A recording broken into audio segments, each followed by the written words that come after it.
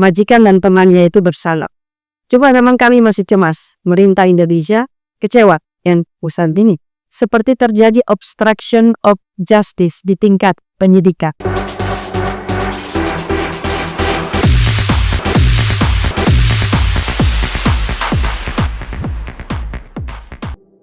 Gimana sih teman-teman yang sudah hadir pada hari ini, saya dan ini saya lihat yang sama-sama mengenai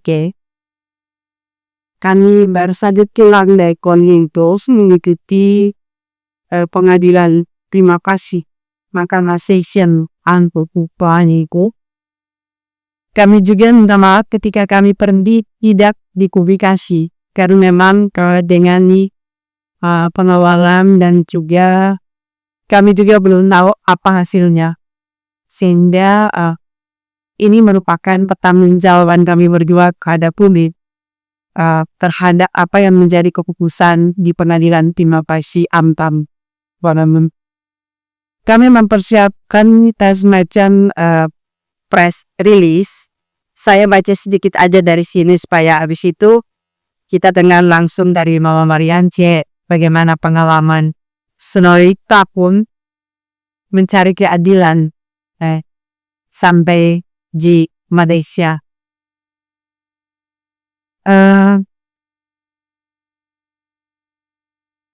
Kasus Mama Mariance mulai pada tahun 2014 ketika dia di Malaysia terkena lalu kemudian 8 bulan kemudian dia diselamatkan oleh kepolisian.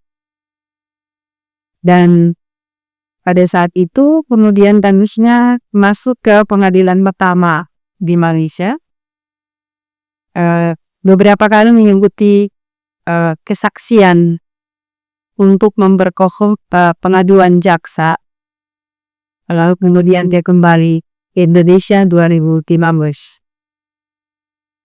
Lalu 1 tahun kemudian di Indonesia juga melalui berbagai advokasi dari berbagai jaringan, terutama jaringan dari gereja dan juga jaringan masyarakat sipil di Kupang, di NTT, itu kemudian masuk ke pengadilan negeri di Kupang. Dengan kemudian beberapa pelakunya ditangkap. Tetapi pengadilan Malaysia itu kemudian tidak memberikan informasi kepada beliau, pertama tidak informasi jelas dari kedutaan syar'i, karena mereka juga bergumul dengan bagaimana mendapat kepastian hukum dari pengadilan Malaysia. Jadi dia mangkrak selama beberapa tahun, kemudian 2017 baru pengadilan Malaysia mengeluarkan keputusan terhadap kasus Mama Mariance Kabu dengan keputusan DKNAA. Itu nanti di pers release-nya dibaca. DKNAA adalah majikan pelakunya itu tidak ditahan tetapi tidak dibebaskan. Dan kasus ini masih bisa dibuka kembali. Itu dengan keputusan Adelina Saunya PNA. Artinya bahwa majikannya dibebaskan dan secara pidana tidak bisa diambil lagi, sehingga artinya beralih ke pengadilan perdata. Aktu itu untuk Adelina Sau. Nah, kasus Mama Mariance ini berbeda. Dan kemudian upaya yang dilakukan baik melalui media investigatif dan juga beberapa lobby dengan Deklu dan Komnas Kontuan, Komnas HAM, dan juga peranan ke media lokal yang tidak capek-capeknya mengekspos berbagai momen, itu kemudian diramu lalu menjadi sebuah kekuatan bagi Kemlu DPI untuk mendatangkan Mama Mariance Kabu ke Malaysia untuk ikut dalam pengadilan prima facie Mahkamah Session Ampang Kuala Lumpur tanggal 30 Juli dengan sebelumnya sebetulnya sudah ada dua pengadilan yang ditunda. Jadi pada Maret 2004, lalu ke Juni 2004, lalu kemudian terakhir realisasinya pada 30 Juli 2004 yang lalu. Nah, apa yang terjadi di dalam pengadilan mimba kasih ambang ini, itu merupakan sebuah pergumulan yang berat bagi kami. Dengan mencoba yang sudah terbiasa dengan proses peradilan di Indonesia. Ternyata keputusan di pengadilan ini, di mahkamah ini, sebenarnya secara umum Mama Mariansyah menang. Karena ternyata 4 dakwaan, itu 2 dakwaannya memenuhi persyaratan untuk mengatakan bahwa majikannya bersalah. Hanya 2 dakwaan lain itu ditolak karena tidak validnya alat bukti. Ya. Nah, 4 dakwaan itu apa? Dakwaan pertama adalah tindak pidana perdagangan orang.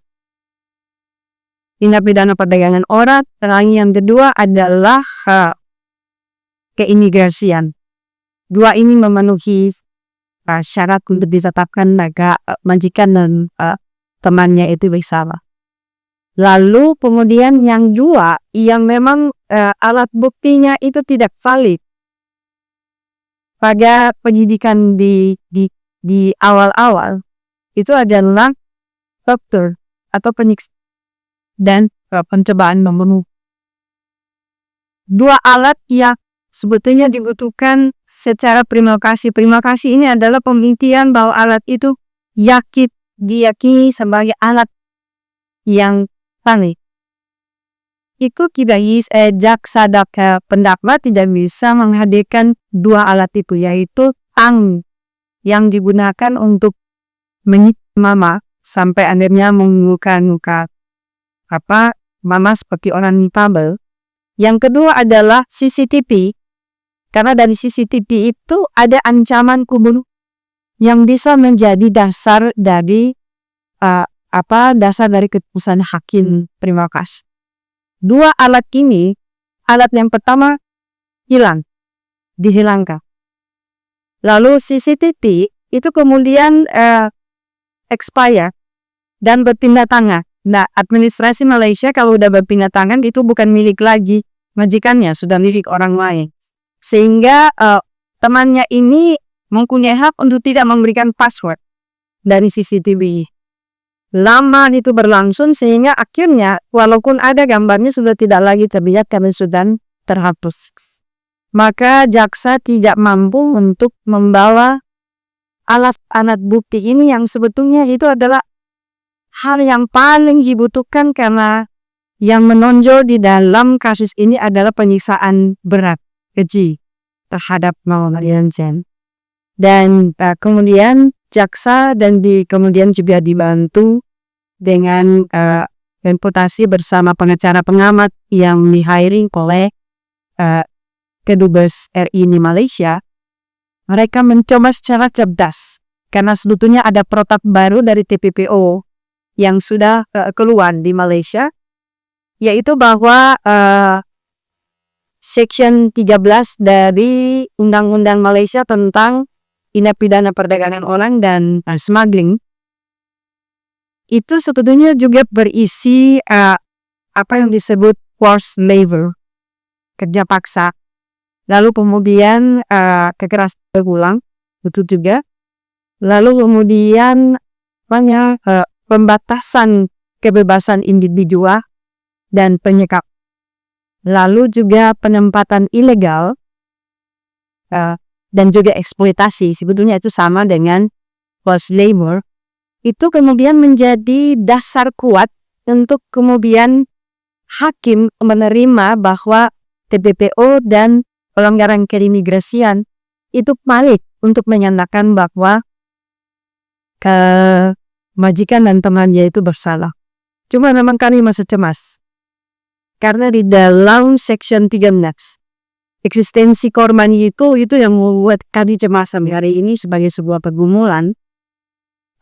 Yang menjadi korban TPPO itu kalau boleh dia adalah, kata kalau boleh ini juga bisa diutak-atik di dalam peradilan. Dia adalah anak-anak di bawah umur, dia adalah difabel, dan kemudian dia adalah yang dilibatkan dalam seks nanti.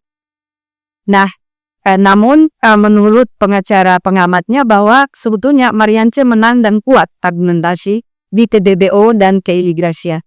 Yang tidak bisa diterima oleh Mahkamah Session adalah dua aduan pertama, yaitu torture dan percobaan ancaman pembunuh. Sehingga karena alat buktinya itu tidak valid dan tidak bisa menghadirkan, dan hakim tidak bisa yakin untuk memutuskan bahwa itu sebuah kesalahan, meskipun ketahuan bahwa memang dengan keji itu sudah sangat terasa dan terbiak dengan jelas. Tapi mereka sistem prima facie adalah alatnya harus jelas, alat buktinya harus jelas, supaya mereka putuskan secara yakin. Nah, untuk itu maka Ilbes RI agak sedikit kecewa dengan keputusan ini, dan dia kemudian secara politis akan konsultasi dan juga memprotes bahwa pemerintah Indonesia kecewa dengan keputusan ini. Ada dua aduan yang sebetulnya itu bisa yakin dilakukan, tetapi seperti terjadi obstruction of justice di tingkat penyidikan, bahwa kenapa itu alat-alat sengaja dibiarkan hilang dan kemudian sengaja dibiarkan terhapus. Tapi itulah pengadilan Malaysia, tidak sama dengan kita di Indonesia, sehingga jaksa masih bisa juga cabut tangan kalau berkasnya naik ke jaksa kurang bahan dan lain-lain, dikembalikan untuk mendapat P21. Hakim pun juga bisa intervensi kalau di dalam kemudian di pengadilan. Di sana itu masing-masing dengan dia punya tupoksi, sehingga memang kecerdasan dari jaksa dan juga dengan pembicara pengamat bagaimana mengolah apa yang ada itu menjadi aduan agar Mama Mariance betul-betul mendapat keadilan. Nah, pergumulan yang berikut adalah ketika ini masih panjang karena terdakwa diberikan kesempatan untuk dihadir. Jadi ada 3 protokol pembelaan yang ditawarkan ke mereka dengan batas waktu tanggal 17 Agustus nanti. Itu adalah pembelaan melalui sumpah saksi yang bersumpah. Kedua adalah pembelaan dengan melalui pembacaan langsung, dan yang ketiga pembelaan melalui surat. Dan itu diberikan pada mereka untuk deadline-nya tanggal 17 Agustus sebelum ada keputusan definitif bahwa mereka itu bersalah seperti yang ada di pengadilan berlokasi. Kecemasan kami juga adalah ketika nanti masih ada 2 step lagi ke atas, yaitu pengadilan Rayuwa, Mahkamah Rayuwa. Kita di sini adalah pengadilan tinggi, yang tadi itu pengadilan negeri. Ke pengadilan tinggi, lalu kemudian ke Mahkamah Kesatuan, yaitu apa yang disebut Mahkamah Agung. Nah, kami cemas itu adalah ketika pengacara dari pelakunya bisa bermain dengan klausul TVPO, di mana eksistensi korban itu bisa sedikit mengganggu elemen-elemen aduan yang lain, yaitu kekerasan forced labor dan lain-lain. Tapi ini karena itu nanti tiap step pemerintah Indonesia melalui PWNI Deplu itu menjamin untuk setiap step yang memang dianggap kritis, Mama Mariance akan didatangkan dan akan didampingi oleh semua konselor di Kemenlu RI, di Kedubes RI, di samping juga tim hukum dari PWNI Kemenlu. Itu mereka kemudian membujuk Mama supaya terbuk kita akan fighting bersama sampai dengan pengadilan akhir definitif. Nah, itu berarti Mama Mariance akan sedikit bolak-balik Malaysia dengan Indonesia dengan pengawalan ketat. Karena kemarin memang kami mulai dari sini ke Jakarta itu ada tim pendamping yang memang sangat ketat mendampingi kami. Itu kira-kira yang terjadi di Malaysia. Tapi juga dalam kasus Mama Mariance ini, kami terutama dari Solidaritas Mariance Kabu, yang dengan elemen-elemen yang ada di dalamnya, kami juga cemas dengan pengadilan yang di Indonesia, di Kupang. Karena ada 2 DPO yang belum ditangkap oleh polisi. Tapi yang paling adalah PT yang kemudian merekrut secara gelap Mama Mariace Tetemang. Itu juga belum tersentuh. Di dalamnya ada petugas administrasi yang tugasnya ada memasukkan ke KTP dan memasukkan bahan-bahan yang lain yang tidak tersentuh, yang belum tersentuh dengan hukum.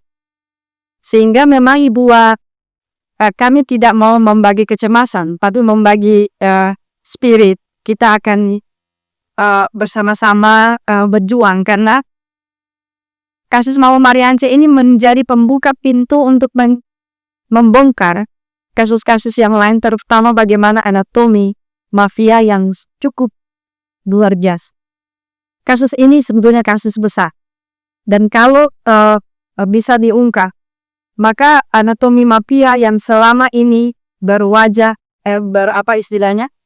berubah-ubah wajah dengan berubah modus, kita dapat mengungkapkannya dengan baik.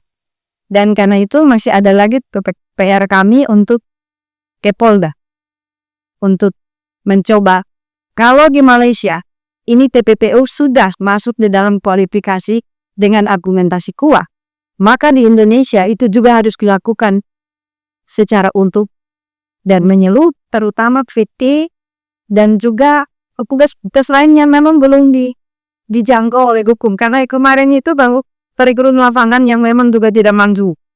Nah, kita mikir mereka itu juga korban, ya. Jadi itu yang kemudian menjadi PR kami dengan kasus ini, tapi kami mendapat titik terang, terutama Mama Mariace, titik kemenangan pertama sebagai pembuka pintu bahwa negara hadir dan berada di belakang Brian. Dan sekarang ini kasus ini yang berhadapan dengan Malaysia adalah negara. Bersama-sama Mama Mariace kami. Itu yang kemudian kami harus berterima kasih kepada teman-teman pers yang dengan kekuatan bisa mengangkat dengan baik yang pers yang mengenai event-eventnya maupun pers investigatif, baik di sini di Indonesia, di nasional maupun yang internasional, karena teman-teman BBC juga terlibat di dalam membongkar semua ini. Itu kira-kira apa kami, saya sebagai pendamping Ketar Kecil juga, memang karena itu saya bilang mohon doa, karena dengan keluguan saya yang tidak paham tentang hukum, tapi akhirnya harus belajar di sana karena 1 hari sebelum pengadilan kami diberikan semacam arahan oleh pengacara pengaman untuk memahami betul peradilan Malaysia yang memang hampir 90% gayanya Anglo-Saxon, bukan kontinental.